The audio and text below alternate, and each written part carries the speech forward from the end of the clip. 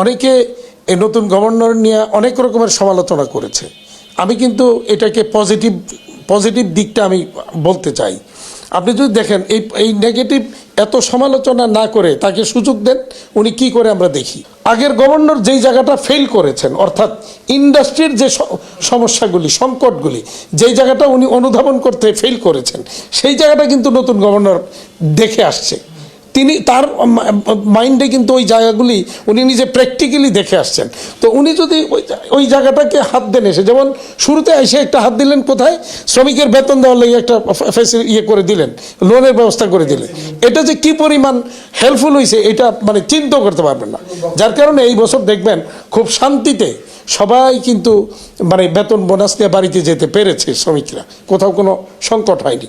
তো এটা আমি মনে করি, হ্যাঁ, শতভাগ এইটা আমি মনে করি বর্তমান গভর্নরের একটা সাফল্য আমি মনে করি। কারণ উনি ওই দেখে আসছেন বলেই কিন্তু এটা তড়িৎ এই সহযোগিতাটা করেছেন, এবং আরও যেই সমস্ত জায়গায় ইন্ডাস্ট্রির ক্ষত জায়গাগুলি এগুলি উনি দেখে আসছেন, উনি জানেন। তাহলে উনি যদি ওই জায়গাটাকে অ্যাড্রেস করেন, আমি তো মনে করি সকল গভর্নরের চেয়ে উনি একজন সফল গভর্নর হবেন।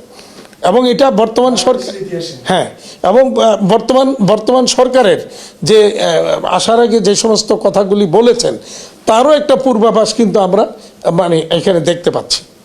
আমরা খুব আশাবাদী যে সামনের দিনগুলি বাংলাদেশ ব্যাংক, অর্থ মন্ত্রণালয়, বাণিজ্য মন্ত্রণালয়, শ্রম মন্ত্রণালয়, মেইনলি আমাদের এই কয়টা জায়গা আমাদের কনসার্ন, RNBR, এই 5টা জায়গা, এই জায়গাগুলি যদি সঠিকভাবে কাজ করে তাহলে আমার বিশ্বাস যে এই অর্থনীতি ঘুরে দাঁড়াবে, রপ্তানিও ঘুরে দাঁড়াবে।